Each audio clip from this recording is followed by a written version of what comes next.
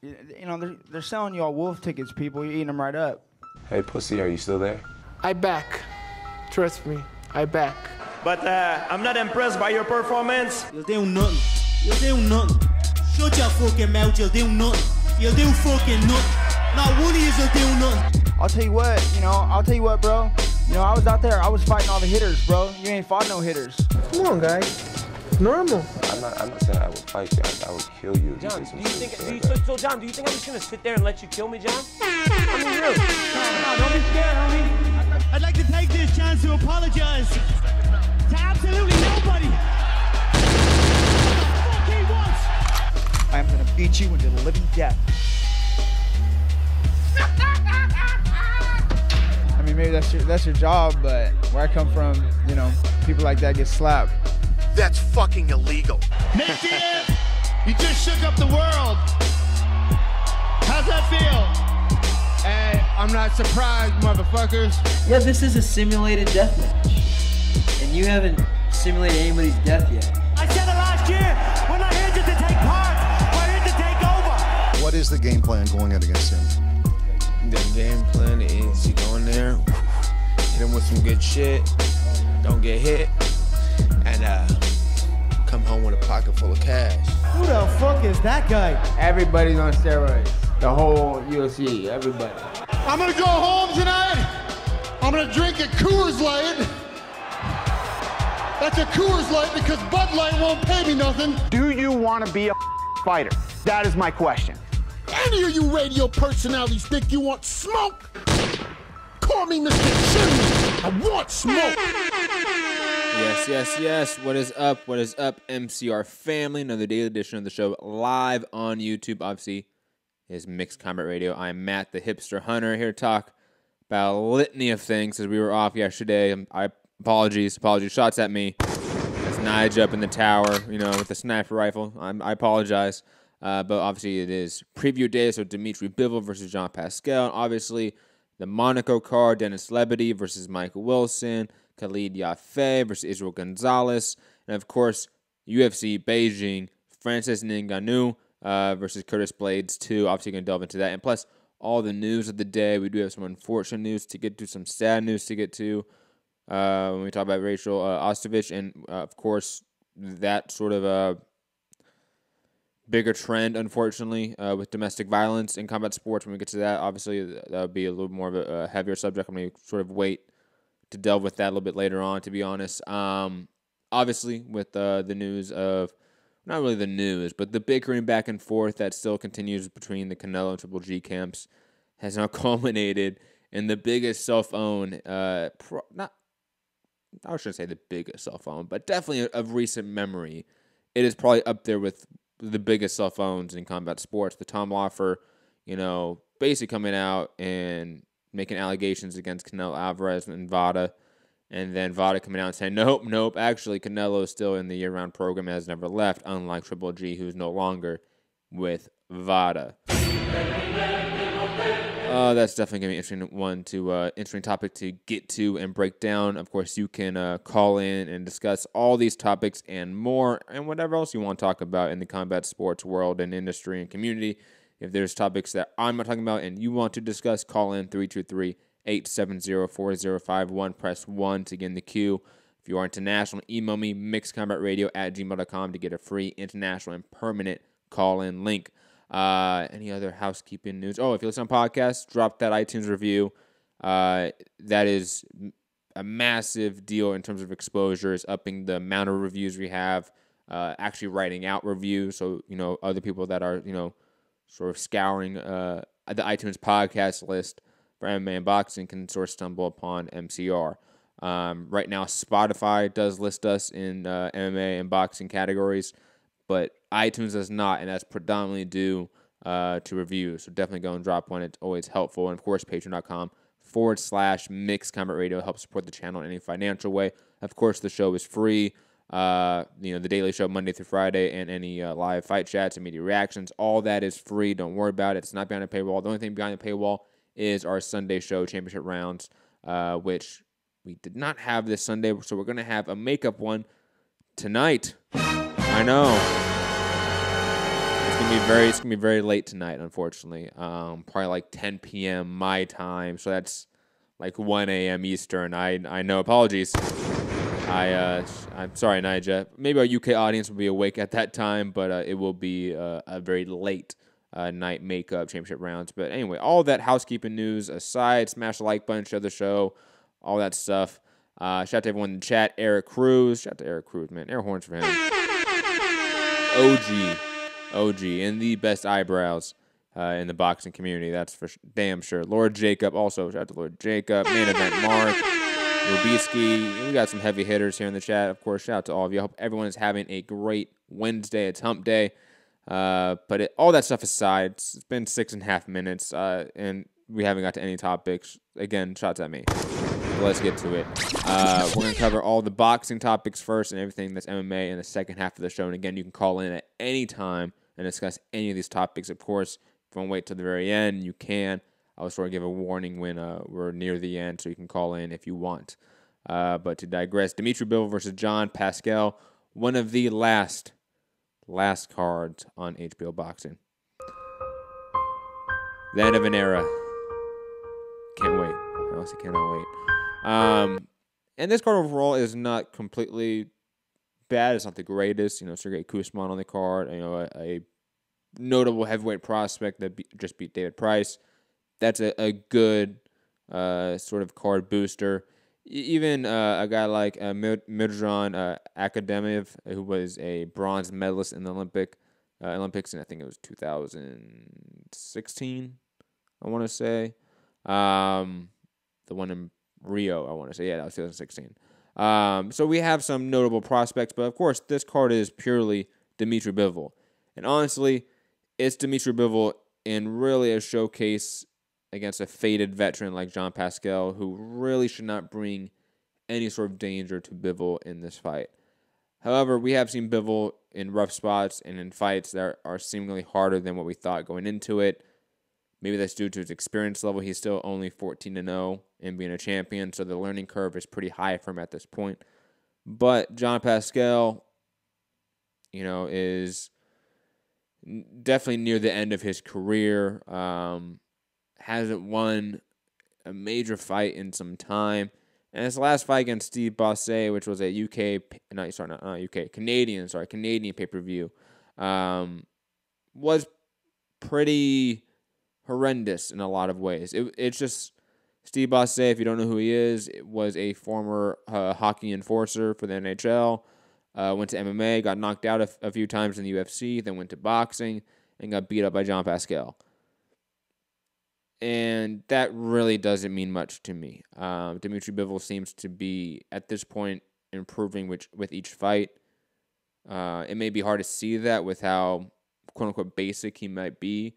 But I sort of allude that to guys like Mikey Garcia, guys like the Klitschko's, Anthony Joshua, other guys who are quite rudimentary in what they do, but are highly, highly effective at it. Earl Spence is another one, for example, who, when you're looking at him, you don't really see maybe the overall package, the greatness in them that is easier to see in, let's say, a Roy Jones Jr., who was flying around, knocking out people like it was nothing, and like he was a video game character, like truly something out of the Matrix. It's just easier to see greatness in that than it is a guy like Pernell Whitaker, for example, in that era. Bivol, in my opinion, is more of that ilk where he's a little bit basic, a little bit rudimentary in what he does, but is highly methodical, highly efficient, and just it is grounded in and the foundation of it is his instincts and his reflexes. The idea that he can get in and out of danger with really minimal work, minimal effort, and still be able to dish back his own offense. You can sort of go back in all of his fights and see him sort of take that half step back and forth and really play with the range of the fight. And sometimes that works in his advantage. Sometimes he gets caught. But against a guy like John Pascal, who, in my opinion, doesn't have the greatest defense, and plus with his age, I think Bivol's going to be in and out, working off that jab and really piecing up Pascal until he finishes the fight within 8 rounds. It might go 10, but the idea of it going into the full 12, I think, is unlikely. I think Bivol gets him out of here in the second half of the fight. Bivol is notoriously a slow starter as well. And because he is a little more methodical and again, using maybe the harsher word of basic, he has to sort of work his rhythm later on in the fight after he sort of gets that sense of range and distance down. And on the rest of the card, again, these prospects who are notable should probably get very easy wins as well in these, second to last HBO card. This is Cecilia Brække's card with Clarissa Shields now on it. In December, I believe, is the last official HBO boxing card.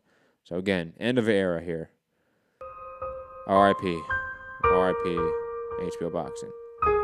Moving on to the DAZN card on Saturday as well, but probably should obviously be earlier in the day via Matchroom Boxing. Eddie Hearn, Denis Lebedev versus Mike Wilson. A fight that I'll be honest, I'm slightly intrigued by,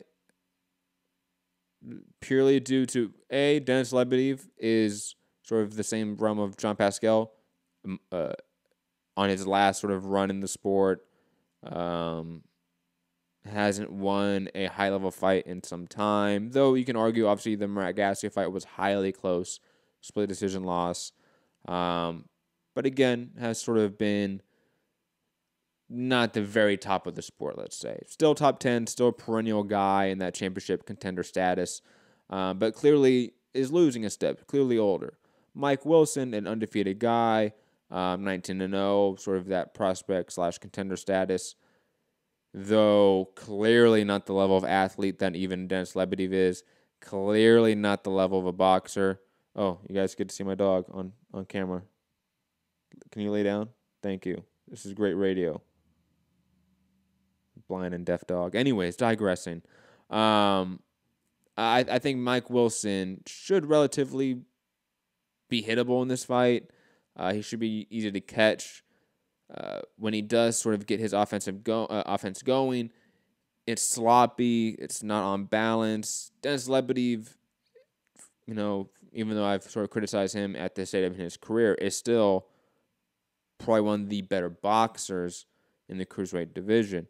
Wilson's not that, even though he's younger, undefeated, a little more gas in the tank. But clearly, I think his ceiling is so far below what Denis Lebedev even is at this point in 2018, heading into 2019. So I think Lebedev should get a win here, probably unanimous decision, though I could see a TKO 7-9 in that sort of round range because, again, Wilson is very hittable. He's wide, off balance.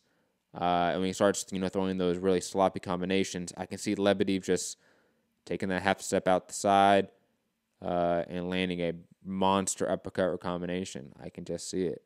Also on the card, Khalid Yafai versus Israel Gonzalez. Israel Gonzalez's last sort of notable fight was against Yurin Cajas in a sort of fun back-and-forth fight, though he did lose. Khalid Yafai should win this fight, though to be honest, Yafai hasn't really impressed, I would say, as of recent. Again, he hasn't been fighting awful competition, but he hasn't been fighting the best. And he hasn't looked to be the next guy to sort of reign at super flyweight. Obviously, he's called out Roman Chocolatito Gonzalez after this fight, and I'd still want to see that, to be completely honest. I didn't like that he'd avoided Inoue. He turned down a Yurin and Cajas fight. There's little things by Yafai that have been just disappointing. I can see Gonzalez coming in here and playing a little bit of a spoiler and making Yafai look human in a way. Because Yafai is another one of those guys that doesn't really have a specialty in what he does. He's above average and really good in everything he does, but nothing that's great in any sort of capacity. And Gonzalez is one of those tough, durable brawlers where I can definitely see him just coming in here, getting on the inside with Yafai and just making him uncomfortable. And once Yafai doesn't have his sort of methodical rhythm down and he becomes uncomfortable, his offense sort of unravels. And he's not the greatest defensive talent when it comes to head movement, slipping, waist movement, even footwork. So this is going to be a much harder fight, but Yafai should win this one and one of those 7-5, 8-4 decisions that's still competitive. Main event Mark saying, what are you doing for Thanksgiving, Matt? Chilling with the fam at home. I love sort of personal questions, main event Mark, or just Mark. Yes, my son is with his mom and their family for Thanksgiving this year. So just me, my sister, and my parents. Grandparents out of town, sister's boyfriend / common law husband, whatever they are. Shout out to them.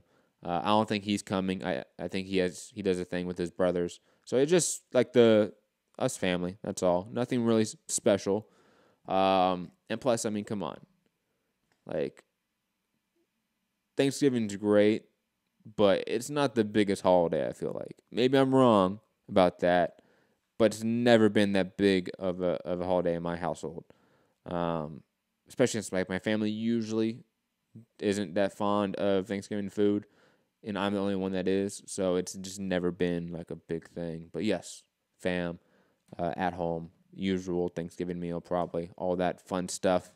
But digressing, Michael Hunter versus Alexander Ustinov. Ustinov's last fight actually against Manuel Charr, which. Let me get the date exact on that, because I feel like it was a long time ago.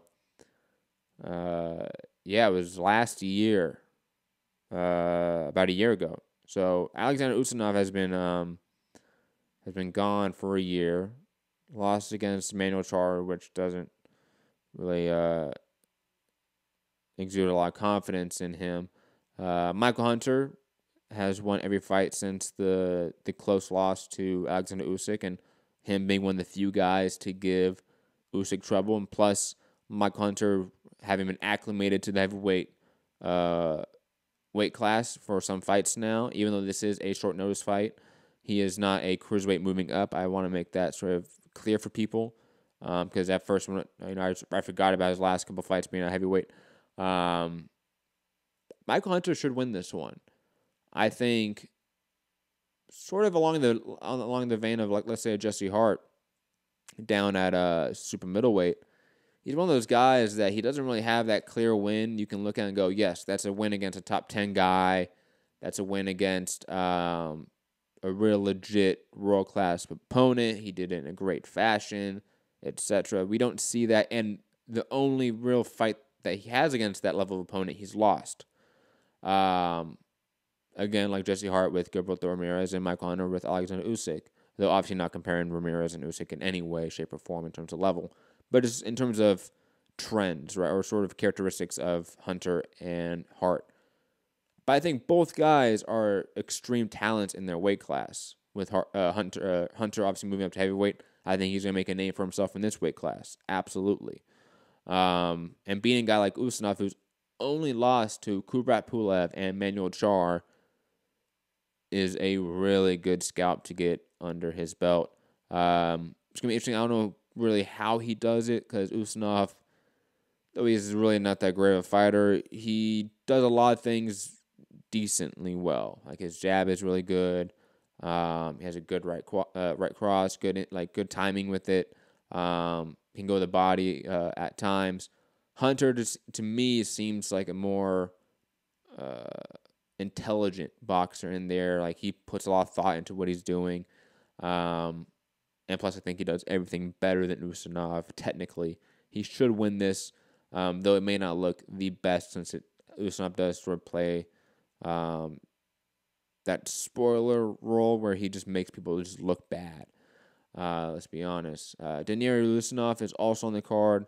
Notable Olympian gold medalist who obviously beat Josh Kelly in the Olympics. Josh Kelly obviously being a very notable prospect in the Matchroom stable. A bunch of fights to look forward to and to see. Also, Frank Buglioni and Fei Long Meng on the card. Fei Long Meng being undefeated as well in the lightweight division.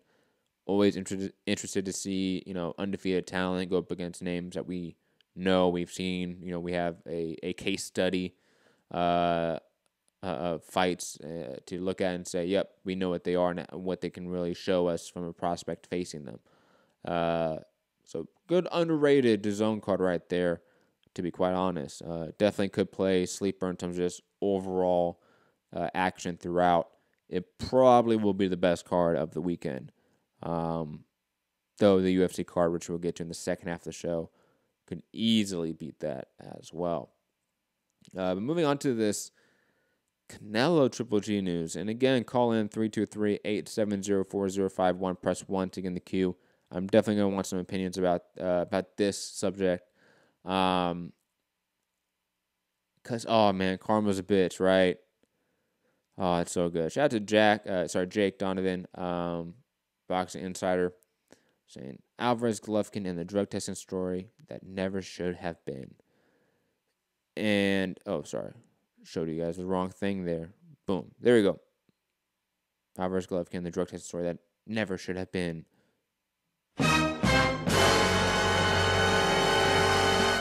Very, very dramatic there.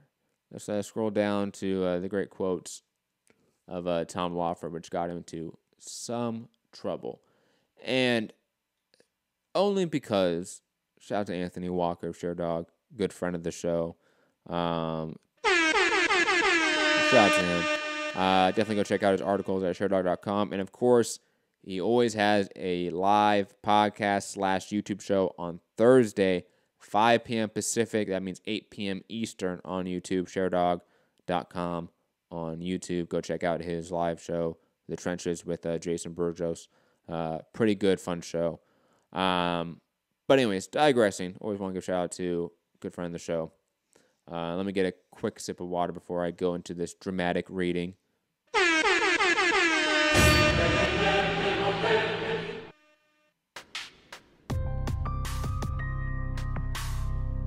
Tom Lawford on Twitter saying VADA scheduled a random test. Whoa, we gotta stop right there. Really early in this quote, Tommy. I don't know if you know this, Tom, and I said this to you on Twitter, obviously, but you probably didn't see it. Saying scheduled a random test.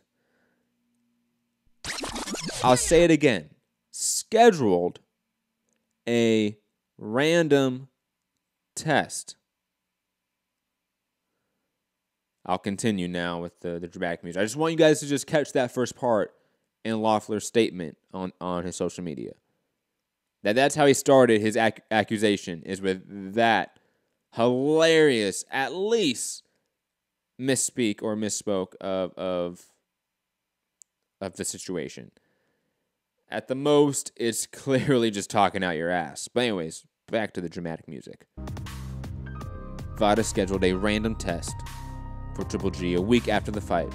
I made sure that Canelo was also going to be tested. Next day, the random test was canceled. Strange that it was scheduled, then canceled. Maybe Canelo was already in Mexico eating steak, celebrating his, in quotes, decision. So, before I get to the rest of it, this came out, I want to say it was Tuesday night, right? Yeah, I saw this. I did okay, Tommy.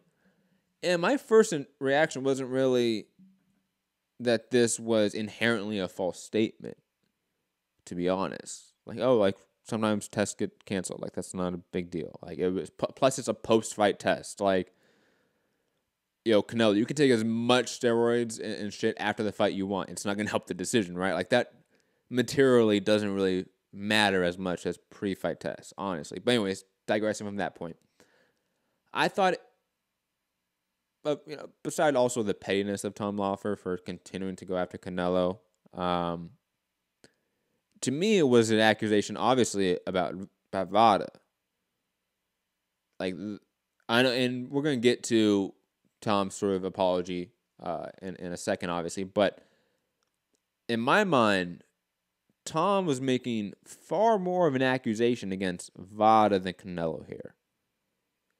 And I quote tweeted this and said, hey, Tom, if you're going to make this accusation, isn't it much more important to seek some sort of legal recourse for a very corrupt body, and then B, why do you continue to champion this drug testing agency, VADA, which you are now claiming is corrupt? Like, there seems to be some level of hypocrisy here. And I still think a part of that point, I believe, is still valid, even though, like I said, we're going to get to the whole story of it and the facts. But I think for all promoters, all fighters, like, this is something that you should start thinking about here. Because this isn't just a Tom Loeffler situation. Again, taking a little more macro, using the bingo word of the day for MCR, macro. If you're going to accuse corruption in the sport, stop championing the bodies that are governing it. Because your accusation is against them as well. Whether it's WADA, which we're going to do an interview next week about, which I can't wait to discuss. VADA, USADA, the athletic commissions, WBC, etc. At large, PBC, Top Rank, whoever it is, if you are levying claims against them that of corruption, of whatever it is, and you're not seeking legal action against them, and then on top of that, you're also still championing these institutions, my guy, I can't support you. I can't support you in that behavior, whether it's Tom Loeffler, whether whoever it is, because again, the rank hypocrisy of it is just obvious. And people that have listened to the show for a while know what I mean by this when I talk about the institutions and sort of the reform we need. Go back and listen to some of my older shows about this. Go back and watch my interview with Lucas Middlebrook. Main Event Marks interviewing someone from WADA. Sort of. I believe this person did work for WADA at some point. But no, this doctor and professor no longer works for WADA, I believe. I need to get that right. But anyways, digressing. That interview should be really fun. Again, next week. Don't have it penciled in 100% yet. Not concrete, not in stone, but we'll at least drop the seed for it out there for the listeners. But to digress back to VADA, Tom Loeffler, the bigger scope of it. Again, when you hear, I'm talking to people listening, so Mark and others listening. When you hear Tom and other people in the sport champion VADA, champion WADA, champion USADA, champion whoever it is, these institutions, and then at times make really serious accusations against them, and there's no follow-up, question that. Question that. Question the motives behind it.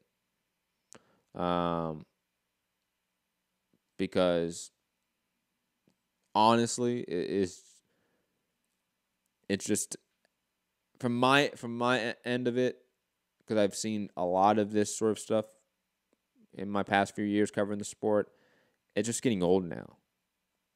Like if you're gonna claim corruption, do something about it. Especially if you're Tom Loeffler. Like, especially if you have clout in the industry. Like, little old me can really do so much. Now, if there was 1,000 of me, it's a greater effect, of course, right? That's why I'm always talking in this sphere, in the YouTube sphere and the podcasting sphere, because I hope others like me listen to what I say and echo it. And hopefully that sort of echoing effect, so to speak, the echo chamber that is YouTube, has some sort of effect over the industry. But Tom Loeffler, he could easily come in here and make a claim, make a suit, and try to enact change. Absolutely. Does he? No, and we're going to get to that in a second. Let's get back to the quote and the story itself, because, again, some really, really fun stuff in here. Where were we at? Margaret Goodman, I believe. Here we go. Margaret Goodman. Margaret Goodman being the president of VADA, I believe is her title. It might be like CEO. But anyways, Mark Goodman, actually really, for anyone out there, as a media member, if there's media members out there, Mark Goodman actually is a very easy person to contact and get information from. I've talked to her before. I've emailed her, and she's emailed me rather rapidly and quickly and expeditedly. And so, yes, always a good person and good source of information. But anyways, get back to the dramatic music. Tom Loffer's tweets regarding Golovkin-Alvarez testing are not correct. Oh, God, coming out the gate. VADA tested both fighters many times leading up to the rematch and post-fight. Mr. Alvarez remains in VADA's year testing program and subject to testing. Golovkin's program ended September 15th, 2018. I repeat, Golovkin's program ended September 15th, 2018. The commission initially requested that we arrange to test both fighters again. Since many fighters travel after an event, and as Golovkin was no longer in VADA, we confirmed his whereabouts. However, soon after the confirmation, the commission changed their decision. Okay. I'm going to repeat some of the key points there for people listening. Canelo Alvarez has been in this program, obviously, since before the second Triple G fight. Has not left it. He is still in it and subject to testing randomly. Golovkin's program ended 2 months ago, going on 3 months ago now.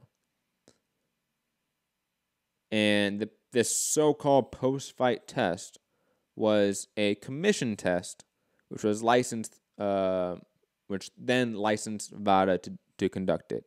So this commission test has actually nothing to do with the year round testing program, just to make that very clear for people. On top of that, it was the commission's decision to cancel the test, not VADA nor Canelo's. So Tom is wrong on that aspect. On top of that, Tom is out here making claims against Canelo concerning drug testing or the lack thereof, while his fighter is not being drug tested. Again, talking about hypocrisy here. This is such a major, obvious case of it.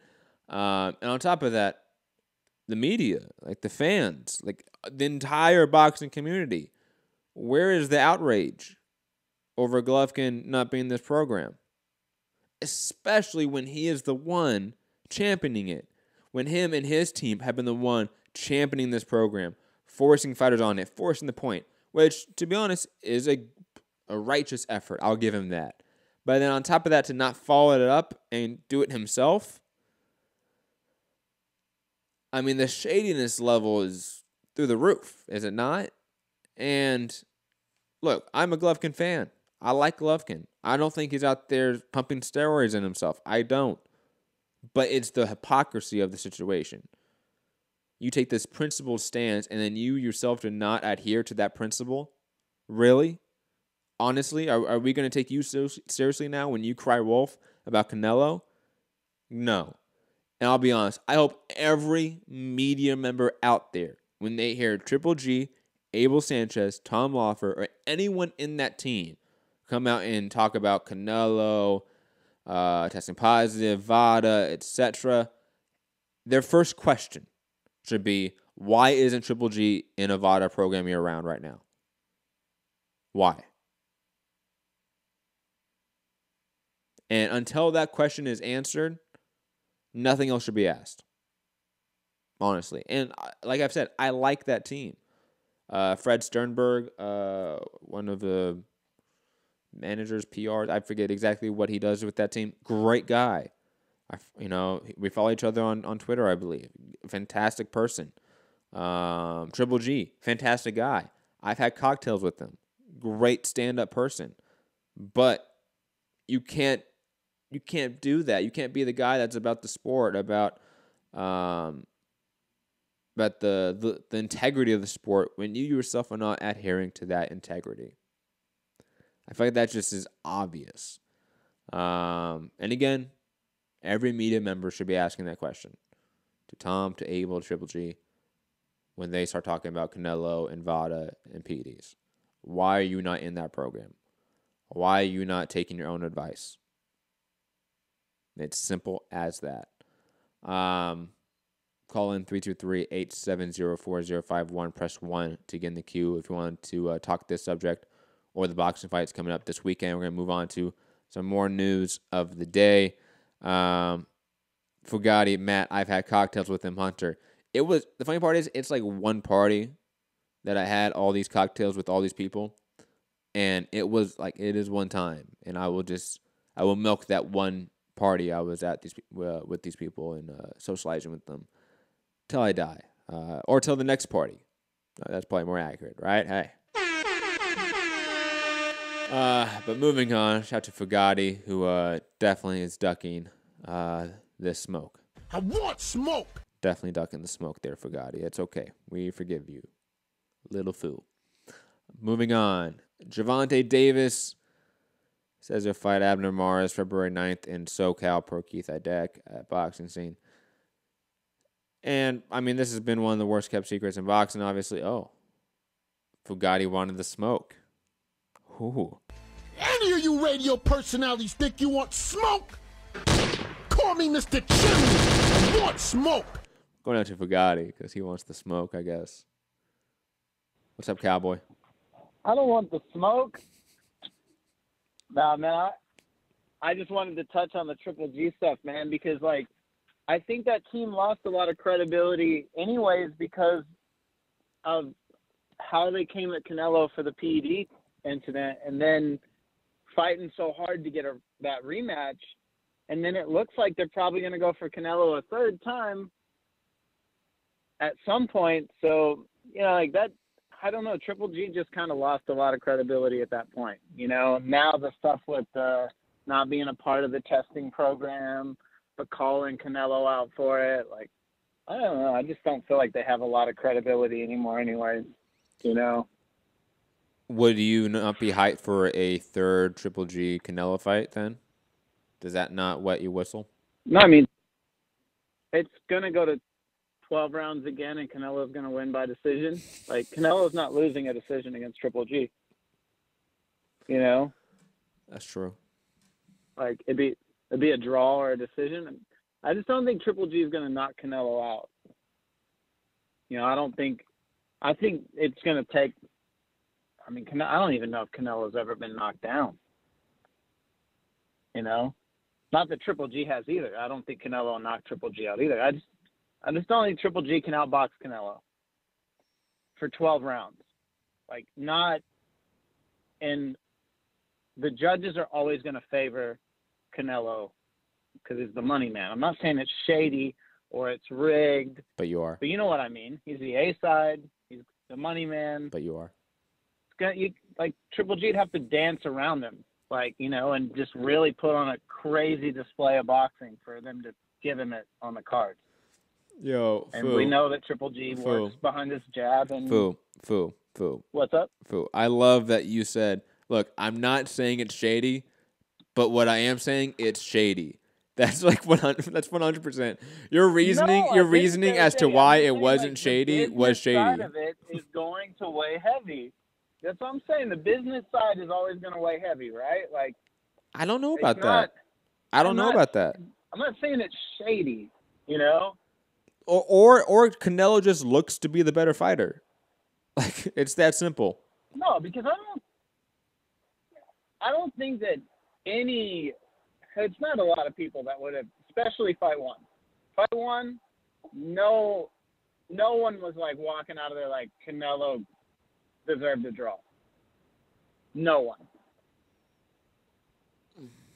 I was at the venue. I can't say that. There was definitely people that thought Canelo won. There's definitely people that thought it was a draw. There was definitely more people that thought Triple G won. But there was not a consensus. Yeah. Like, that just was not the case. I'll put it this way.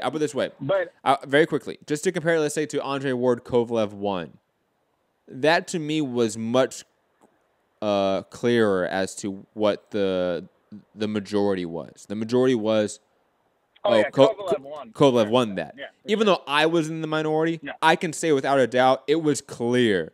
The majority of people thought Kovalev won that first fight. But with Canelo Triple G 1, I can't say that. Maybe I'm highly mistaken here on my pulse on the community and the industry, but I don't see that as the case. I see those two fights being very different in terms of a consensus. it was split more on the second fight. I saw a lot of like professional fighters and everyone saying, yeah, Triple G won hands down. Now the problem for Triple G, and this is what I think, that's why the third fight would suck. He works behind the jab almost the whole time until he gets comfortable enough to catch someone with his power punches, which he never feels comfortable enough with Canelo to really land any good power punch. So he's never going to knock him down, but not going to give him enough points off the jab. He doesn't work the body enough, and Canelo wins with and being kind of the more flashy fighter. Yep. Triple G is not a flashy fighter, you know? So it's just the third fight to me is just another cash-in, which makes Triple G look even weaker again to me. Because he was like, like you were saying, he's I love the sport. This is boxing. Like, it should be pure. But now he's become like, go for the money, man. Fight the guy who got top for PEDs. Like, he lost all his credibility to me. Like, I'm not about, I'm going to keep it honest with you. Like, like, I'm an Errol Spence fan. I'm going to shit on him for the Mikey Garcia fight. Like, I just am. Like, I think it's a shit fight. I don't think he should have took it. Like, I like Triple G, but as soon as he hunted Canelo down for the second rematch and knowing that it was going to be what it was, like, no one, I could ask you about anyone. Rocky Fielding and Canelo go 12 rounds. Who wins the decision? Canelo, but he's also the better fighter. But anyone. If Canelo goes 12 rounds, he's winning a decision, or it's going to be a draw. Like, I don't know that. I don't know that Canelo's losing a decision against anyone. I think a Daniel Jacobs fight, it's very hard to win on decision for Canelo. Did Lara beat Canelo in your mind? No. Fight? If you go back and see it, like, think of it. No, I thought Canelo won that. I thought Canelo won that. Man. Really? Yeah.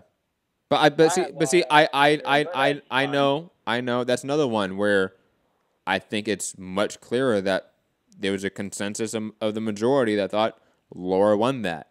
That's not the case with Triple G Canelo 1, in my opinion. Yeah. I don't know. I think Triple G should go to 168. You should fight Callum Smith. I think if they both had belts at 168, like, that would be a cool thing because it's a different weight. And just do your third fight and fucking retire. That's what I would like to see Triple G do. Like, win another belt at 168 or not win another belt at 168, but test yourself for a final run and then get the fuck out. Because we're all tired of you. Like, at least I'm tired of him. He's kind of a boring fighter to me now. And he's not credible when it comes to what he says and speaks about. But yeah. So you are going to interview like a WADA person, I guess you said.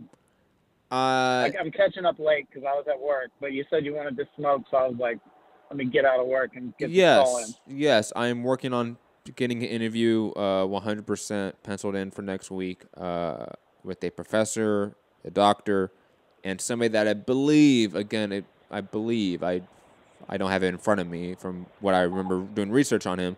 I believe he worked for Wildef for some period of time, yes. Are you going to bring that heat? No, because he's probably going to bring more heat than I am, I'll be honest. Oh, yeah. And honestly, this is a major fact-finding interview in a way. Like, there's a lot of information we just don't have access to. I think as U.S. sporting fans, because WADA is much more of a European thing. The IOC period is much more of a European entity than it is a U.S. entity.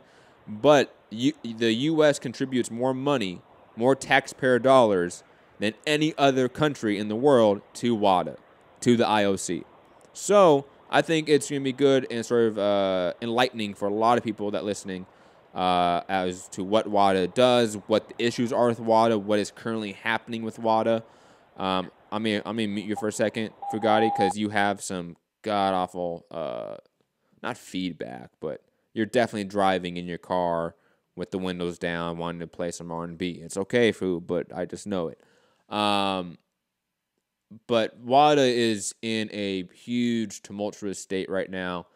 There's questions as to whether WADA will even survive the next few years. Question as to what reform can even be done at this point. Who are those reformers that are in WADA that can change it? Who are those that are being pushed out? What role the media should have in this entire situation? There's a lot to it. And, of course, I think that's probably going to take a large part of the interview is the state of WADA, more so than Mark saying, man, I'm a science dork. I can't wait for this. I'll bring questions, Matt. More so than, let's say, what drugs are more PDs than others. Like, I think that probably won't take up most of our time. I think the majority of our time would be what will happen with WADA in the next few years, when or if, and right now it's looking more like when WADA goes under, what will happen next? What is the next stage of PED regulation when the perceived ultimate stage of it, which was WADA in 1999, let's not forget that, WADA is only going on 20 years old at this point. At the time, we were seen as this revolutionary idea, and has it even achieved what it set out to do? That's a question we can have. Again, do not have the interview 100% penciled in. That's why I haven't, really said the name yet. But I've been doing a lot of research, and my head's been hurting from it, and I feel like no one in boxing media is talking about this, even though it's going to have a drastic effect on us. But anyways, I'm going to go back to Fugatti, because I bet he will have some points about that. And also, Fugatti, I want to get your take on the fights coming up this weekend. Dmitry Bivol, what do you think about him? Going over to the DAZN seems likely as he's a free agent after this. I know you're a big DAZN fan, #1 fan over there, so definitely want your take on that. Fugatti, what's up? Hey, so I have questions. Okay, so I like the point that WADA, you're probably going under. I was thinking about this when you mentioned HBO and that the final fight's kind of this weekend or whatever, or in December with the Shields card and all that. Mm-hmm. So do you think that, DAZN getting a lot of these fighters, ESPN Plus, and then PBC, do you think there's going to be enough consolidation, not really in the committees that have the belts or the commissions that have the belts, but do you think there's ever going to be a point where people are consolidated enough under the same umbrella, just with certain TV rights and stuff, that there would be the UFC? That they could figure out a way to get testing done by the commission, not an outside source. I know the UFC is still an outside source, but you see what I'm saying? How the UFC has a lot of control over the sport that boxing doesn't have. There's different, Nevada's a different commission and all that. You know what I'm saying? Well, we've talked about this before. I think you're a little bit misinformed, and I'll try to sort of explain it all. I wish I had a whiteboard here so I can mark it out and map everything out for you. But the UFC functions basically the same as Top Rank, as Matchroom, as Lou DiBella. Their basic functions are exactly the same. Now, they may have taken another step, let's say, with their USADA program, because that's much more along the lines of the WBC and their clean boxing program. But the difference is, and I'll mute you for this second, Fugatti, as I answer this, and I'll come back to you. I'm just an audio snob, you know that. Because there are no sanctioning bodies in MMA, like there's no WBC, WBA that holds the belts, right? Individual promotions hold belts. So it would be like there's a Top Rank champion, there's a PBC champion, there's a Matchroom champion. That's really the only functional difference. So some of the sanctioning duties fall under promoters. But sanctioning is far different than regulatory or regulation. Like Nevada still is the regulatory body when the UFC comes to Las Vegas.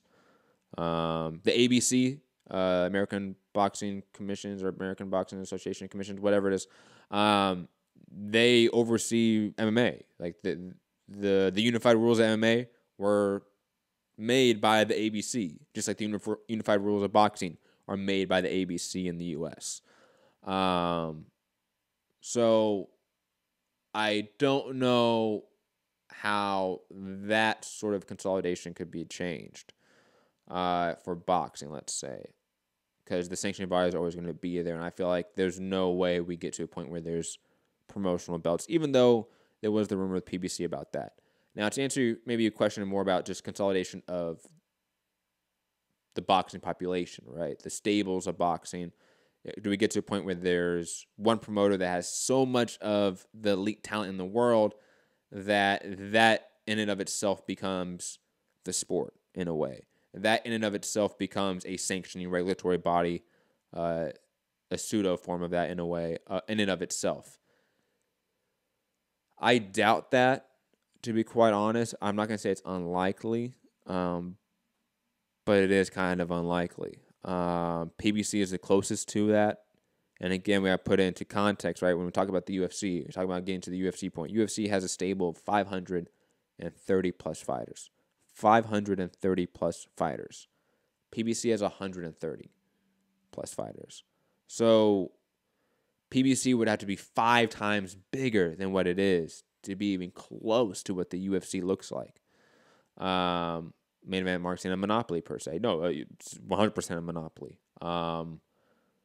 There's a reason there are class action lawsuits against the UFC as we speak on this factor. There's a reason that the unionization effort in the UFC/MMA has much more of a foundational hold, seems much more realistic, because there is that monopoly effect of MMA, where when you think of MMA, you think of the UFC. Just like when you think of football, or American football, I should say, you think of the NFL. When you think of baseball, you think of the major leagues. When you think of, basketball, you think of the NBA. There's that effect, obviously, in MMA with the UFC. Boxing, getting to that point, I feel like it's unlikely, though regulatory reforms, I think, are outside the sport. And that's why when we have that interview next week, hopefully, it'll be great, because a lot of what we talk about won't have to necessarily do with our sport and name. It will 100% be about our sport in some way in terms of material effect, but we're not going to talk about the clean boxing program, for example, per se. But the overall PD regulatory body that is WADA and its trickle-down effects absolutely affect boxing, absolutely affect MMA. And same with ABC. Whatever happens with ABC affects boxing and MMA. Another good example, and then I'll go back to Fugati, because I bet I've rambled on enough and he has some more follow-up questions about this, and maybe I just didn't answer his question the way he wanted it to be answered or the way it should have been answered. A few years ago, I think it was 2016. I could be wrong on that. Maybe it was 2015. There was a ratified unified rules of MMA that came about. Several key commissions in the U.S. did not ratify in ABC, and it was a huge fiasco. I think it was Larry Hazard. Was it Bob Bennett at that time in Nevada? There was a lot of people that stormed out of the ABC commission hearing, and it was this big deal, and that's why a lot of states and a lot of times when you watch a UFC broadcast, they're talking about, hey, This state has not ratified the new rules or the new unified rules of MMA. They use the old ones. That ABC body affects so much more than what the UFC does, for example. But it has a drastic trickle-down effect to everyday fighters. And I think WADA or PD regulation as a whole is another sort of example of that as a much bigger scale of how these sports and entities over in Europe that really govern the Olympics, when they crumble and they fall and these institutions no longer exist, it's going to have drastic ramifications in boxing and MMA. But anyways, go back to Fagati, and hopefully I answered your question in some way, shape, or form. If I didn't, please clarify it. No, you answered it completely. My ignorance was from like the monopoly side of it, thinking the UFC was MMA, right? Like because you attach it so much to that because they're so big. So yeah, thank you for that. You're welcome. So is the answer for somebody to regulate the WBC and the WBC, WBA, IBO, all that? Like, is that the thing that would need to be done so that there was some type of like consistency in how like punishment was dealt, stripping of the belts and things like that? Because that's, I think, what bothers boxing fans the most is that there's no consistency in how people are dealt with. Like a star is obviously dealt with a different way. I don't know if that's the answer. I'll let you answer that one in a second if you want to think about it. But the Bivol thing, I really like him. Who is he fighting this weekend? I'm so far behind. John Pascal. John Pascal. Oh, this is a pretty big fight for him. Yeah. Okay. So I think this is a big test for him. So it's a good step-up fight. I know Pascal's old. He's on his way out. But I still think that's a huge scalp. Yeah, I don't know. That's a big fight. I like that. And I really like, Bivol's obviously super talented, big name, I think, coming up. You think DAZN's going to get him, huh? I think it's likely. Bivol obviously is a free agent after this fight. Two fighters that he wants to fight, Callum Smith and Artur Beterbiev, are under the DAZN stable in the U.S. market. So, yeah, if I'm a gambling man, I will probably bet that Bivol goes to DAZN next. That's pretty awesome, man. I think it's going to be cool to see how the landscape shapes up. And it's what's weird to me, and like something I think I'd like your take on, and I'm surprised we haven't talked about it more, but like the PBC going like the kind of the promising the pay-per-view star route to keep like a Mikey Garcia and a couple of things that were like maybe looking at going to DAZN or ESPN, and then versus like, Top Rank and, Matchroom USA and Golden Boy getting out of pay-per-view pretty much altogether, it looks like. Like that to me is kind of a cool dynamic to see, like, what are these pay-per-views going to do? It's going to be a significant amount of money in like 4 or 5 months for boxing fans. I think it's like $225 to $300 in like 5 months, 6 months, plus all the other subscription fees and cable bills and all that. So, like, are people going to buy those? Or is everyone just going to illegally stream them? Like, what's going to happen with that? Like, that's very interesting to me. But I think it's really cool to see all the fighters kind of ending up in maybe like 3 spots to where it'll be more efficient and cost effective for us to be able to watch the people we want to watch, right? Instead of having shit everywhere, trying to pay a bunch of cable bills and $15 for HBO a month, Showtime like $10 a month, and then all these apps and ESPN, and so I think that's all really cool. Yeah, I like that step-up fight for Bivol. That's gonna be big. I mean, I'll pick him to win, obviously, but that should be a challenge for him. I think this guy's he's not a slouch. That'd be good. I agree. Anything else for Gotti? No, man. I'm excited for for learning more about the testing, and I really hope that comes through. And yeah, dude, killing it, man. Glad to have you here, giving all the info. Sorry for my ignorance on the UFC thing. You know, I'm fucking casual Fugatti on the UFC. So. Hey, it's okay, man. Like, all of us were casuals at one point. Like, you always have to remember that. And, of course, thank you, Fugatti, for the call. Prior Patreon member there, and, of course, good friend. He wanted the smoke today, and he just... I want smoke! He came up with the ignorant question about the UFC. But anyways, no, it's okay. We're all casual at one point. Like, we all don't know something until we know it. You know, I think all people are born stupid. You know, you do enough reading, you do enough education, you know, you eventually become less stupid, but you're still kind of stupid, let's be honest, including me. But anyways, digressing, I'm going to try to answer Fugatti's 2 questions as best as I can. Switching back to the first one, though, and then I'll jump back to, what was the one? It was about networks. Hold on, let me bring Fugatti back on. Sorry, just to sort of paraphrase the 2 questions. So, Fugatti, you had a question about the sanctioning bodies and policing them. And what was the last one? I'm sorry. The kind of the dynamic with the PBC trying to promise like pay-per-view stardom. Yep. Thank you. Never mind. I got it. Thank you, Fugatti. Okay. I've been saying for a long time now that the sanctioning bodies who really, for lack of a better term, they're the biggest power brokers in the sport.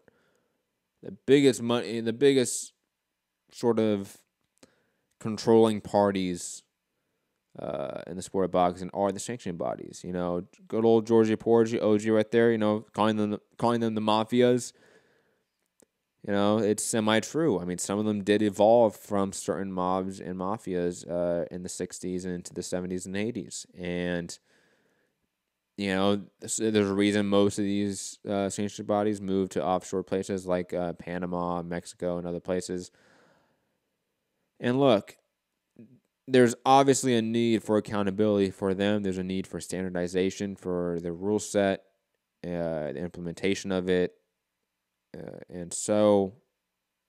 But that's the hardest part right there, because it's much easier to reform actually the regulatory side.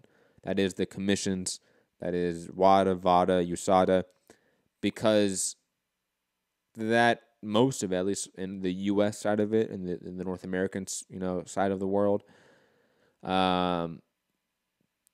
we, the sort of citizens of it, have a real effect on it. Maybe the commission officials aren't elected officials, but they're appointed by elected officials. So we can vote out the governor of Nevada, for example, and put in a governor and lobby for X, Y, and Z commission officials. That's a lot of work. That's long work. That's long-term sort of reform, but that there's a way to do that. There's a process to do that. USADA, VADA, WADA, these are all entities that take taxpayer dollars. These are all entities that we have much more of a drastic control at, and there's actual processes we can take to reform these entities. The sanctioning bodies, though, it's going to be a little bit harder. One, they're all spread out across the globe in terms of headquarters. 2, they seem to have a lot of pull in the industry, obviously. Just look at the number of fights that end up happening when the WBC convention happens and they announce a bunch of fights being ordered. Look at the number of them that actually do happen. It's a decent number. You know, it's not like these promoters can get off without making these sanctioning bodies happy. And plus, their rankings have notoriously been a pay-for-play system. And I think the best example is probably looking at like the Canelo Triple G fiasco and how the WBC handled itself. And that's just indicative of the entire system with sanctioning bodies. And again, how do you police that? To sort of try to answer Fugatti's question. The best answer I can sort of come up with, and it's been one I've been trying to research for years now at this point, is government oversight. We would need a Senate committee or something like that in Washington, D.C., and have some sort of actual legislative effect on these sanctioned bodies. And again, that's not going to take effect worldwide for the sport. It may only affect the U.S. Same with the U.K. The U.K. probably in their parliament has some sort of government oversight they can sort of partake in over these sanctioned bodies. But that's what's going to have to be. And even then, I think that's a very loose effect where I don't know how it's then actually enforced. But I do believe that is a root problem with our industry is the sanctioning bodies and how their lack of standardization drastically hurts the sport. I think it goes against the nature of the sport in every way while actually materially affecting fighters' lives on a daily basis. But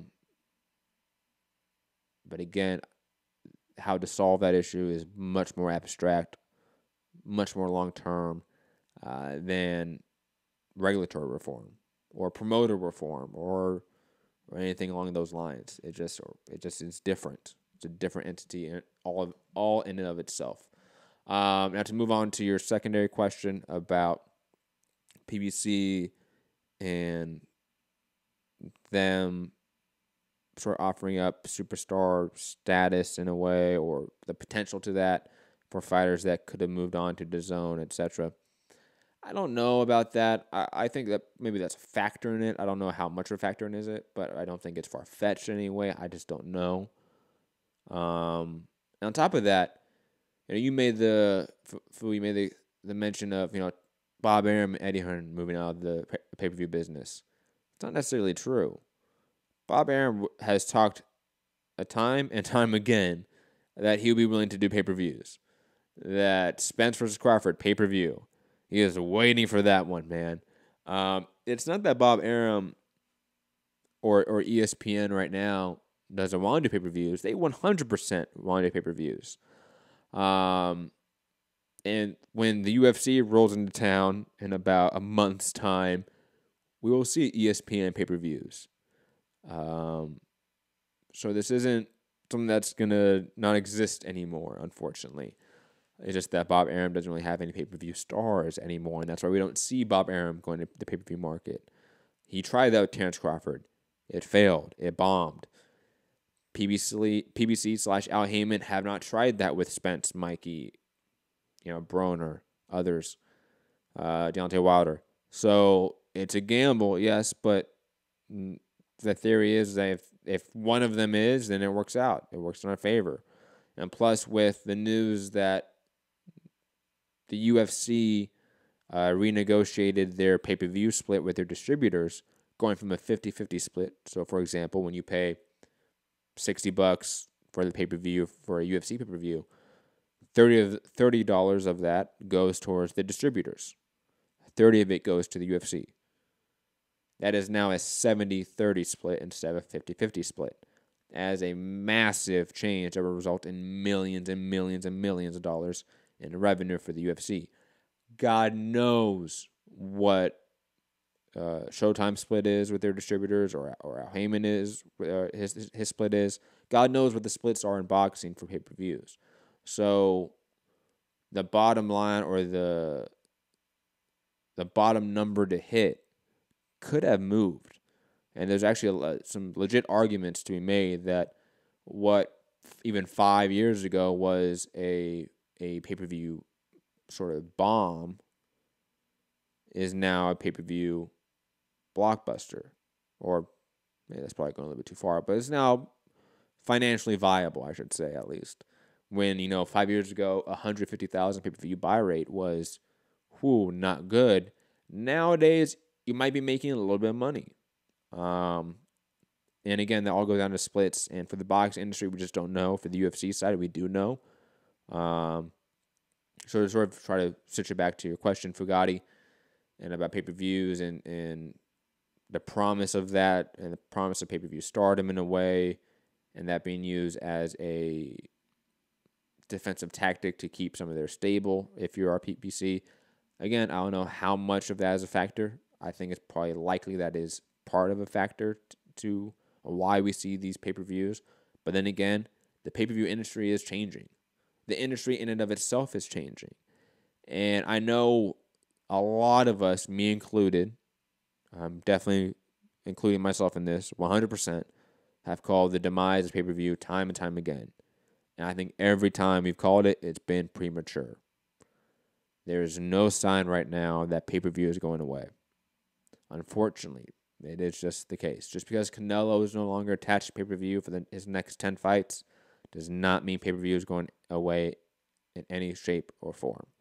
And in fact, from what we see right now, we're actually seeing an increase in total pay-per-views from the last few years. So it's just one of those weird dynamics here where the industry, or at least maybe the consumers in the industry, are pushing away from pay-per-view, but the corporations within that industry are continuing to hold on to that. And if that's their sort of number one pitch to a guy like Mikey Garcia to keep him around, maybe that's part of it. I don't know. Let's not forget, it's Fox. Even though it's pay-per-view, it's Fox. And I think every U.S. fighter has had a dream of fighting on basic cable. Fighting on CBS, Fox, NBC, ABC. I think every fighter wants that. Just like every fighter wants to be a pay-per-view star. Every fighter wants to fight on mainstream television and be seen by millions and millions of people. So, is that more of a selling point than the pay-per-view side of it? Potentially. I don't know.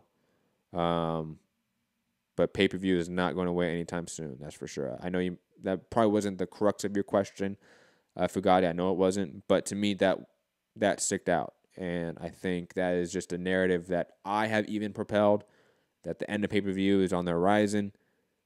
It doesn't seem like it anymore. In a rather quick time, it went from pay-per-views ending to, holy shit, why do we have so many pay-per-views? And I remember I sent you the tweet from, I think it was Jed Goodman, in our little group chat, Fu, where it was like, in the next 6 months or the next few months, it will cost you $400 to watch everything. $400 to be a combat sports fan. That includes UFC pay-per-views. That includes the Rise pay-per-view with Mayweather and Tenshin Nasukawa. That includes the Chuck Liddell, Tito Ortiz pay-per-view. But it also includes Wilder Ortiz. It also includes all these other ones. Let alone the UK market. And God, you poor bastards. Even though you guys have a cheap pay-per-views, you guys have like 4 in the month of December. That's just horrendous. But anyways, hope that answered your question, Fugati. We're going to move on. Rigondeaux. Yes, that Rigondeaux is now training with Ronnie Shields. I actually really like this move. On top of that, I mean, now that he's no longer with, God, who was his last trainer? Why am I? It's not Joel Diaz. No, who was it? Louis DeCubas Jr., right? No, that's his manager. Fuck, who was his trainer? Anyways, I'm sorry. I'm forgetting. But when I was with Guillermo Rigondeaux for his camp with Vasily Lomachenko, I remember asking him questions. His trainer abruptly stopped the interview in a rather rude fashion. And Rigondeaux came up to me afterwards and through a translator basically said, don't worry about it. Like, it's no big deal. And I'm not going to say I always sensed at a time that, hey, clock's ticking on this relationship, but I kind of did. And I think Ronnie Shields will be an overall, I think, good trainer with Rigondeaux. I think Ronnie Shields has proven to be a elite trainer that, even though he doesn't really get talked about as much, his work with Laura and the Charlo brothers is notable.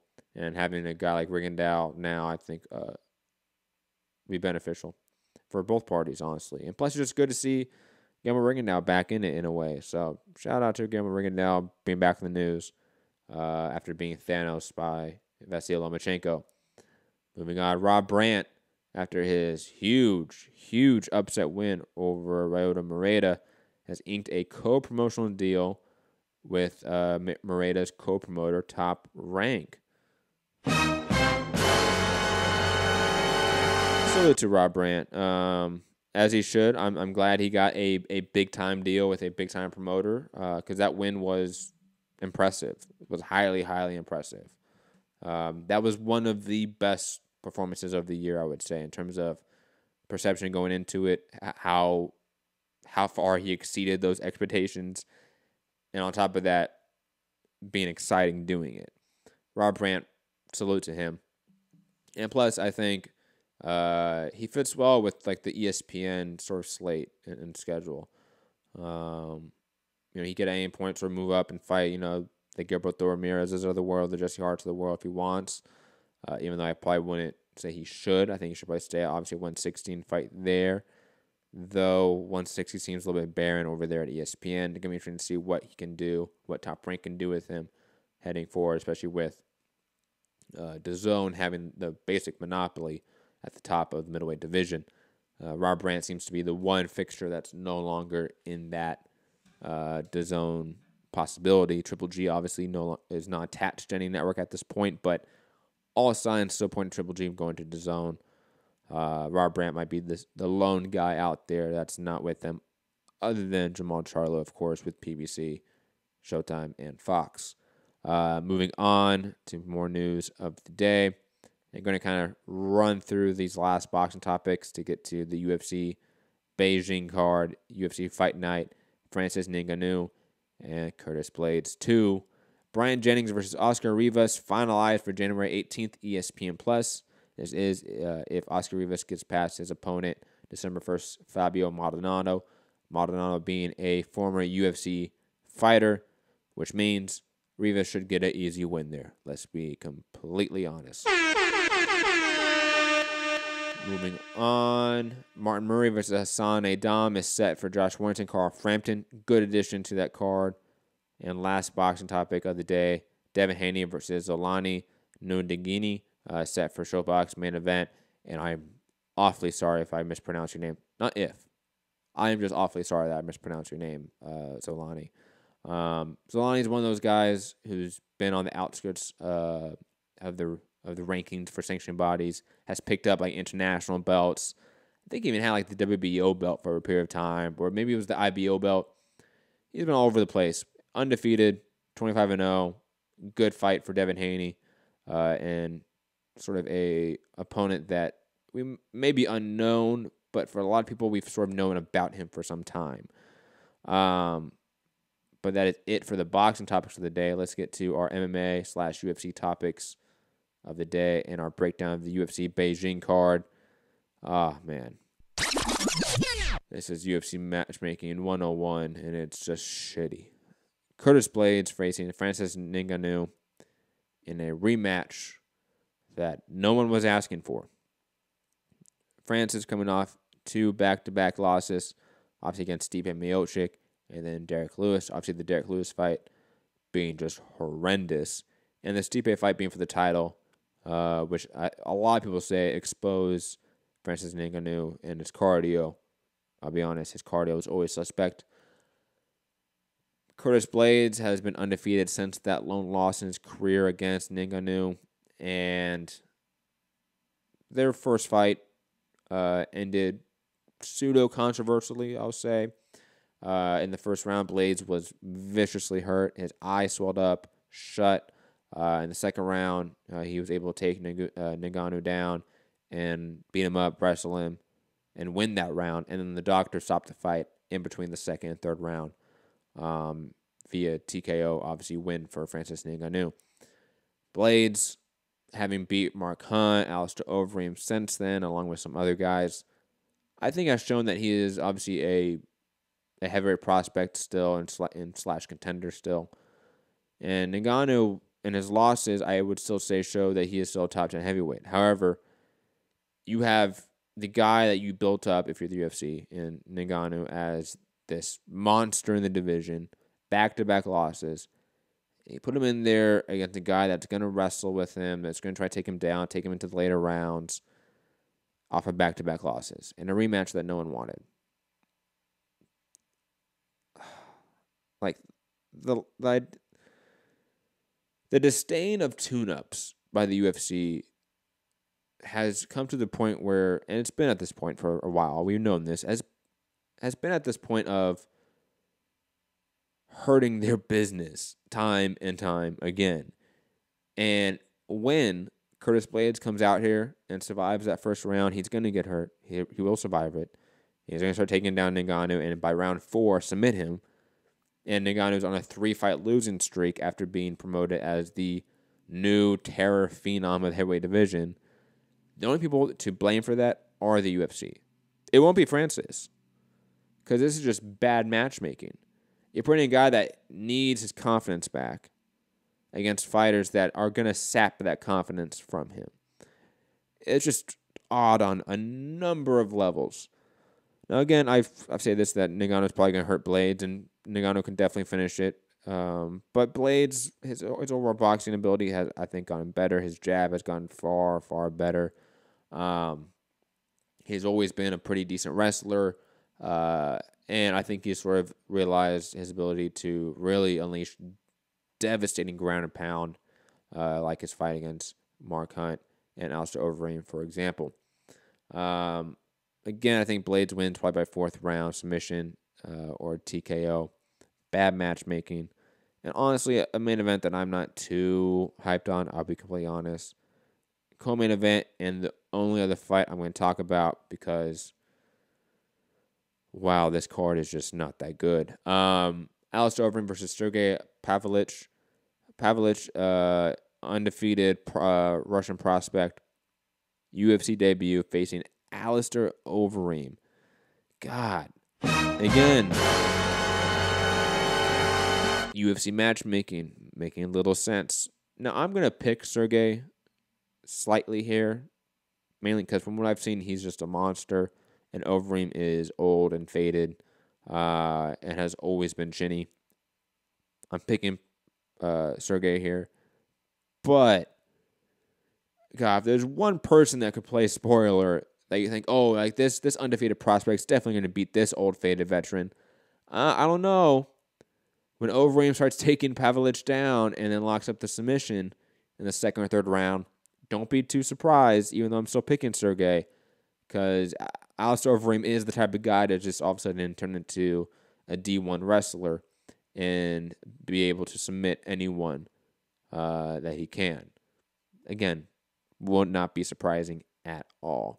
And that's really all I have to say about the card. Rashid Coulter on the card as well. Luis Smoka, Jessica Aguilar, some notable people, but in matchups that I just am not going to really discuss and break down just because they really don't do anything for me, to be quite honest. Let's move on to this really unfortunate news. It's news that I'm not too happy that I have to report on and continue, I feel like, to talk about. But the news of Rachel Ostovich's husband breaking her orbital bone, beating her up viciously, and now being arrested for attempted murder. Rachel obviously out of her fight against Paige Van Zandt on ESPN. It's just a long, long line of the War Machine, Christy Mack situation, the Alexandra Lee situation that happened not too long ago with the boyfriend, husband, I forget what the exact relationship was. That was a former neo-Nazi that beat her up as well. Just the long-running case of domestic violence in the sport. You know, we always ask, like, when are we as a sport going to actually call out this behavior and no longer accept it? And I don't know if there's an honest answer to that. we are still in a sport where the biggest star is a convicted offender of this crime we're talking about, domestic violence. Floyd Mayweather went to jail for this, went to prison for this.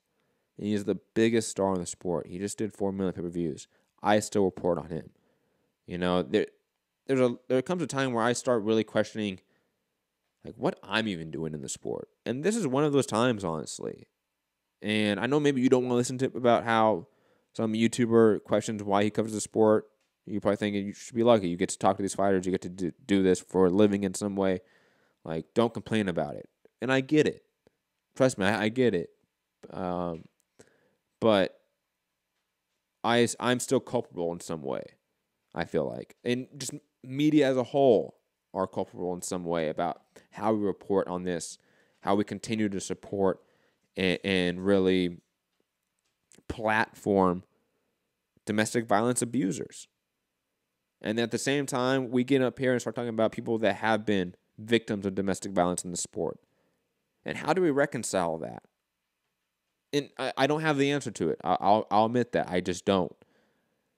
You know, should we just not talk about Floyd Mayweather because of his conviction? Honestly, like, that just should be a question we talk about, but we don't. Why? Because he makes money, not only for himself, but for the entire sport. He does. I know that's an extreme example, but it is. I think it shows how we have a lack of morals, honestly, you know. And, you know, the UFC hiring Greg Hardy, you know, we can just keep going on and on. And it's been that way. There seems to be no end in sight for it. I don't know if there's a direct correlation with combat sports athletes and domestic violence. I'm not going to pretend to know that or to really, you know, talk about it. But what I can talk about is what I do, how I conduct myself, how I conduct my business, how I conduct my outlet. And I don't know what I'm going to do, honestly. I'm going to give it some thought on how I report on this news, how I report on people like Greg Hardy, people like Floyd Mayweather, or if I even should, honestly. And I hope others in the industry have that same sort of self-reflection. And if you're out there listening as a consumer, think about who you spend your dollars, you know, with. You know, who you give money to. You know, are you going to go buy that Mayweather Tension Nasukawa pay-per-view? Should you support that? I don't know. I don't. You know? Again, it's just a weird topic right now. Not weird. It's a heavy topic. It's one that we as a society, I think, are getting better at in terms of discussing it and navigating it. But we still have a long ways to go. Long ways to go. You know, if you're listening right now, you know, definitely send prayers and thoughts, obviously, out to Rachel Ostovich and her family and her daughter. Obviously, a very insane time right now, and this is what it is. No easy transition away from that. I know.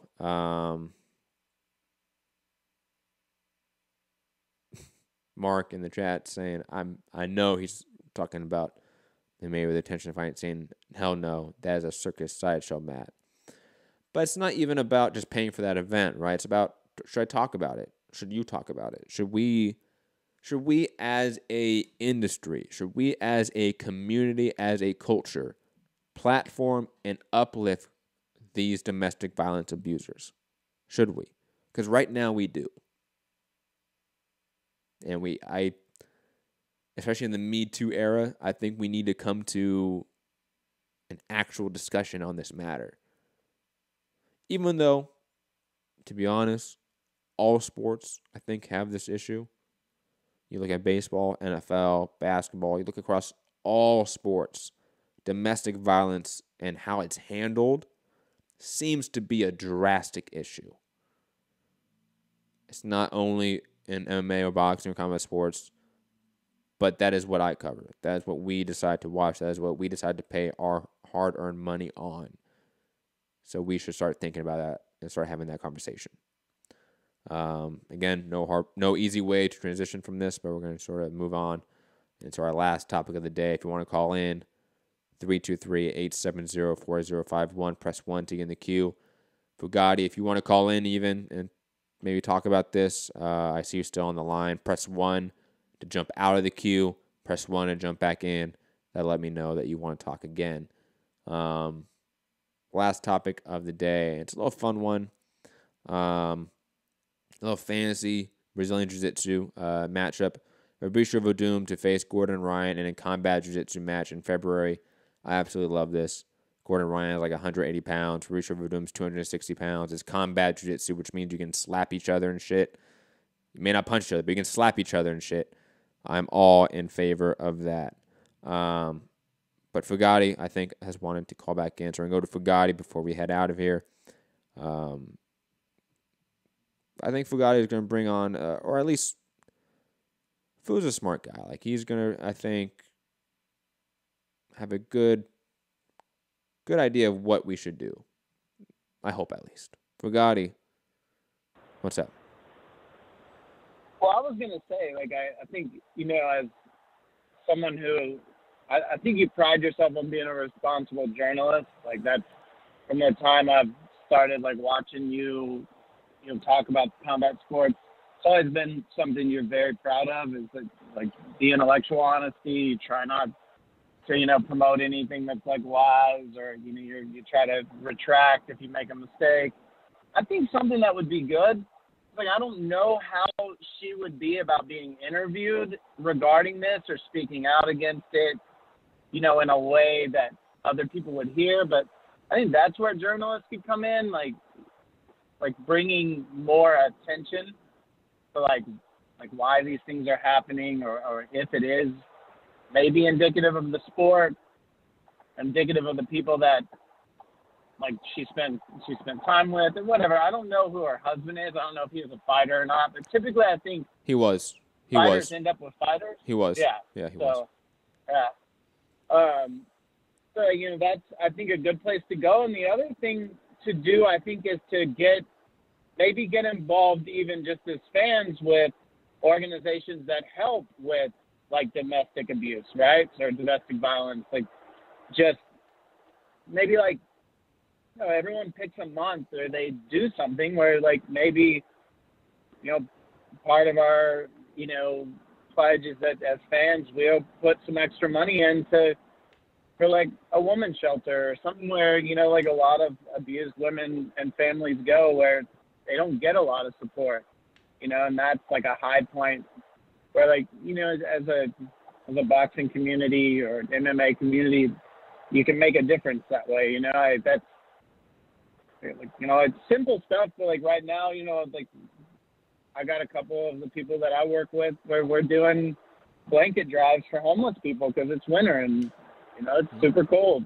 So it's just, you see 3-year-old, 4-year-old kids on, when you're taking clothes and food out, and, so you just try your best to do what you can to make an impact, like, obviously not going to be able to change the nature of human beings, maybe slowly through, like, shaming them enough that, they become such a that disdain comes so far that you can push it out, The issue isn't, like, how do we change Floyd Mayweather? Like, I don't give a shit about changing Floyd Mayweather. I give a shit about changing how we as a community talk about Floyd Mayweather, for example. How we as a community talk about Rachel Ostovich, how we deal with it. And I definitely agree with what you say about, finding the little ways to help. Because if, a million people do a lot of little things to help, that's a big thing. That's a major movement. And there's millions of us boxing fans. There just are. I don't know who you're referring to as the her. I don't know if you're talking about Rachel herself. But I've actually had a thought of, I'm going to try to get, just because of or maybe I won't try to interview her, but I'm going to try to contact people like maybe a Heather Hardy and others in that sort of team, because obviously she's been a victim of domestic violence herself. She's always been very outspoken about it. And since she's probably closer to the end of her career, I think that might be a next evolution for her. And it's just something that we need to look at. You know, how do we change the culture of the sport? Because, yes, we cannot change human nature, but we can change the culture. And that's involving a million people doing a lot of little things. Bugatti? Absolutely. What I was saying is more like the nature of the consumer themselves as well. Like, you can look at it like even in terms of like entertainment as far as movies, right? There's always the movement for like not watching Woody Allen films, right? But like, it's really hard to get people to agree to that. It's, you know, like Kelsey Grammer, you know, like morally he's a fucked up dude, but people still watch Frasier because they go, I can separate. Like, he's a piece of shit, but I love his movies. That's what people do in boxing. And Mayweather's a piece of shit, but he's a beautiful body. He's brilliant in the ring. So it's really hard to change that with people because they differentiate. It's like two different people for them. The person in the ring and the person outside of the ring. And people be like, I can hate him as a person, but I love him in the sport because he's brilliant. So, like, I don't know that that will ever be changed. It'll be slow. I'm not saying it'll never be changed, because there will be a point where, as a society, that is so intolerable that person wouldn't even be able to sell a pay-per-view.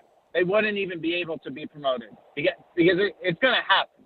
You know, just like with anything. I would argue that women are. Sorry, I'll just interrupt very quickly. I would argue that we're close to that, if not at that point now. Like, imagine if, again, purely hypothetical, imagine if like somebody like an Earl Spence came out and it had that sort of allegation against him at this point in time, 2018, in the Me Too era. I think it would be handled differently than, let's say, Floyd Mayweather only 10 years ago. Like, I just think like times have already changed in some capacity. Like, imagine Mike Tyson being convicted now instead of the 90s, how different it would be. Oh, he would never come back. He'd never come back. There's no way. Like, that, it's not going to happen now. But the other thing is, like, you have to look at, like, the demographic of consumers. And like, they're having this problem in the NBA, too, right? Like, the WNBA wants equal pay, but the NBA, like, commissioner just came out and said how much money they're losing on the WNBA because the consumer's not there. Mm-hmm. Like, women are sometimes even terrible consumers in the sense of supporting other women on these things. Like, not a lot of women watch the WNBA. They watch the NBA. They're more interested in it. Like, they're not even going to support the fact that, like, they could grow this thing that really women should be proud of. And I'm a fan of women's boxing. And I'm a fan of women's basketball. Like, I like college basketball. I watch women's over men. I really enjoy the sport. It's technically they're better because they don't have they can't rely on the dunking and the athleticism to get them by. They have to have the fundamentals. That's why I kind of like female boxing too. It's very fundamentally sound. So, like, I think that's where it comes from, though, with, like, Floyd Mayweather getting away with that because it's more male consumers. So male consumers are willing to, you know, like, if women had more of an investment in the sport as far as the consumer, and as they will, that part of the consumer base will grow.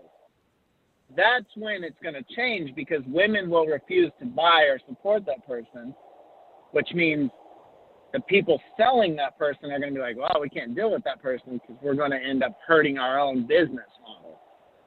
That's how, like, those changes happen, I think, right? So I do think it would be great if you had Heather Hardy speaks on those things very well. I think she'd be a great advocate for women in that capacity because she's honest and vulnerable and she has all the great things. She has all the great things with that, you know? And I think even having the girl that it happened to so recently be able to come out when she was ready, if that is something like you felt comfortable with or she felt comfortable with, that can help a lot. Because in abuse cases, like studying it a little bit, not an expert, obviously, but something I am passionate about. My mother, my father was an abusive alcoholic, and when I talked to my mom when I was a younger man and I got, studied psychology a little bit, like, she just never felt like she could tell someone because she felt no value. She felt like she deserved it because, like, for some reason, I think that happens a lot in abuse cases, even with children, young girls who are molested or abused physically, like, some of these fighters maybe that are girls, like, they don't want to admit these things because, but as more people come out and speak out about it, then they start to see, like, I'm not the only person dealing with this. Like, I can come out and speak on these issues. It doesn't make me weak. It doesn't make me an idiot. Like, I think we've all been there before where we, like, even in jobs or something where you got treated very shitty, but you didn't want to come out and talk about it because other people weren't talking about it. Mm-hmm. Maybe my father was a really tough guy. So if I was ever in a jam, it was like, no, I'm just being a pussy. Let me work this out. And then I had to kind of learn from other friends that was just a poor way to behave. Like, if you're being mistreated, you should speak up. You should do something about it. You should take yourself out of the situation. And I think that's going to help. Like, girls interviewing and talking about it, like a Heather Hardy as an advocate after she leaves the sport is going to be fantastic. But I think you're onto something with that. I think you should definitely travel down that road. I think you're a great person for it because you're passionate about it. Like, ever since I've known you, you've tried to shine a light on female boxing. You've tried to shine a light on female MMA. Like, you really do care about equality. Like, you're very much like an advocate for that. I think you could do a great thing in the sport with that. I don't think a lot of people like to get into those things because they're afraid to lose listeners or people who are going to call you like a social justice warrior or whatever, but those things are important. Like, as a society, what that does to a child and a woman and all the people involved, even the father and mother of that woman, brothers and sisters, like, fractures families. And so it's very important, I think, as a society for us to focus on those things and to be willing to talk about those things and not necessarily worry if it's going to be the most popular thing for a listener or whatever, because sometimes you got to, like you've said before, as a journalist, like, you do the unpopular thing because it's part of the job. Like, it's part of the job to be realistic and honest and not worry about if somebody is going to be upset with you or be turned off by you or you lose a listener because, like, you've put people out of your chat before because they just were being so crazy about stuff. And there's an integrity that I don't think people have because they're afraid to lose their foot in the door to their channel being profitable or them having access to certain fighters. It's like, I think you do the right things for the right reason, and that's going to come back to you, So I like that. I think you should go that route. Like, Heather Hardy's a good one too. Well, thank you, Fugatti. I agree with, basically everything you said. I try to sort of expound on some of your points. Again, thank you, Fu, for the call, and thank you for just the props. That's always nice. People appreciate what I do and value how I do it. Just for example, there's a reason why I don't have a lot of fighters on my show. There's a reason I've turned down fighters coming on the show because I like a level of objectivity on this show. I like being able to not really be adherent to access as most of boxing media at least is, or just media as a whole. A couple things I want to add before we head out of here to what you said, Fu, and just what's going through my mind. And there's a lot, and this won't be the end of it in any way, shape, or form. This will probably be my next project alongside my PD overarching project is domestic violence in combat sports and just, like you said, women equality in sports, especially our side of it. And why I think funny enough, why our very violent niche side of the sporting world, sports entertainment world, I actually think we as a community probably have the best chance of dealing with this. And actually having a relatively quick cultural shift in how we address, how we view fighters, people within the sport that have committed domestic violence. I think already we're at a pretty good stage on how we address and how we talk about domestic violence victims. To be honest, I think how we address the abusers and those that actually are actively participating in this sport needs to change. And I think why that will change is because unlike the WNBA, which Fugati made a really good comparison to, women's combat sports, especially women's MMA, is viewed so much more of a higher regard than the WNBA, for example. It just is. I would almost say how, let's say tennis, right? And I'm not the biggest tennis fan. I'm as much of a casual tennis fan as you can imagine. I can probably name 5 people off the top of my head that play tennis right now, and maybe one of them is even retired, or 2 of them are retired. But anyways, digressing. Women's tennis, from the outside looking in, has always seemed to be highly regarded and highly respected, almost or as equally respected and regarded as men's tennis. As long as my lifetime, I've seen it that way. Women's MMA, especially, and women's boxing, I think it's getting to that point with the help of Clarissa Shields, Christina Hammer, Michaela Mayer, Katie Taylor, everyone else, Celia Brækhus, all the Serrano sisters. But women's MMA especially has come to a point, thanks to Ronda Rousey, Joanna Jędrzejczyk, Amanda Nunes, Chris Cyborg, and others, as seen as just as entertaining as the men's side of it. I would argue. So I think culturally, as a combat sports culture, we view women, I think, in a more equal light than probably most of the rest of the sporting world out there, whether it's baseball, NBA, or basketball, football, soccer, whatever it is. I would argue that our side of it views women in a higher regard. Maybe that's completely off base. I don't have any statistics to back that. It's just off of feeling and innuendos. That's not innuendos, anecdotes.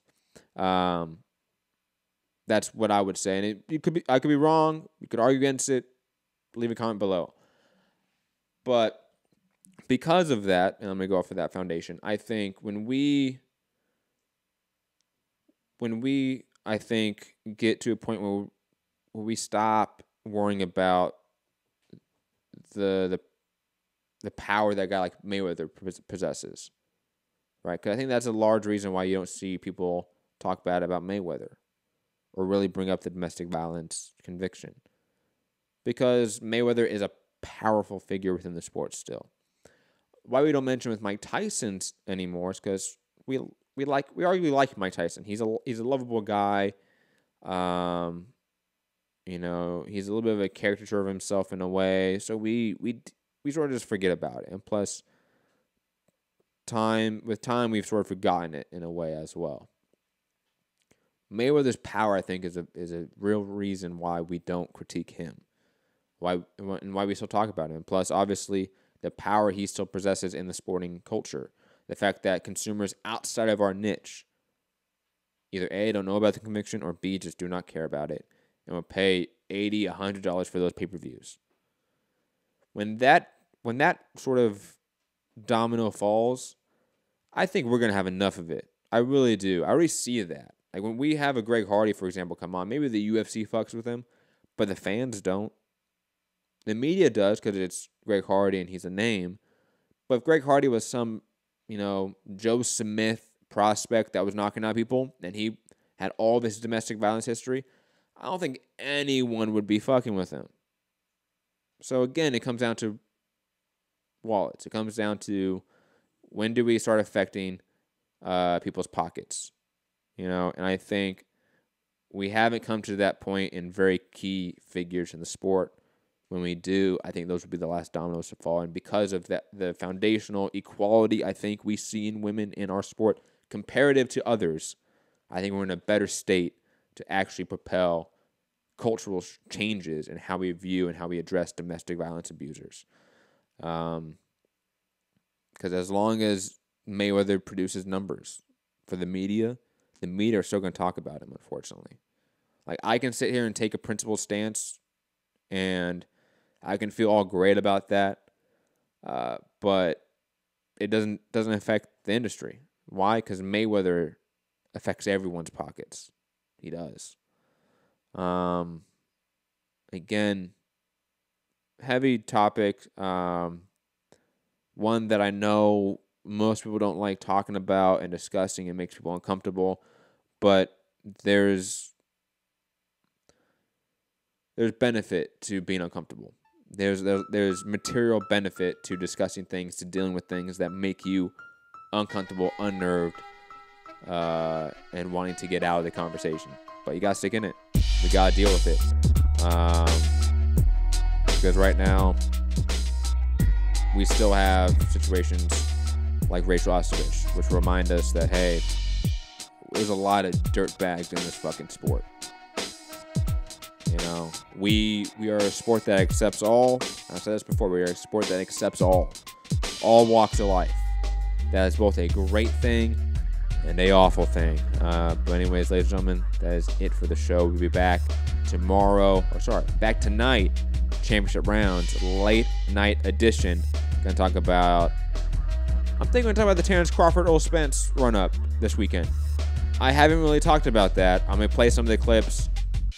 Talk about Crawford and Spence getting into it, break that down. Also break down some new music. This whole Tekashi 69 Rico case, I think I'm going to talk about a little bit. It's going to be all over the place. Championship rounds. Patreon.com/Mixed Combat Radio. I'm Matt, the Hipster Hunter. Hit the like button, share the show, subscribe. I hope you enjoy the show. Be back, like I said, tonight, Patreon, tomorrow, regular time, 5 p.m. Eastern, 2 p.m. Pacific. Have a great day. Peace.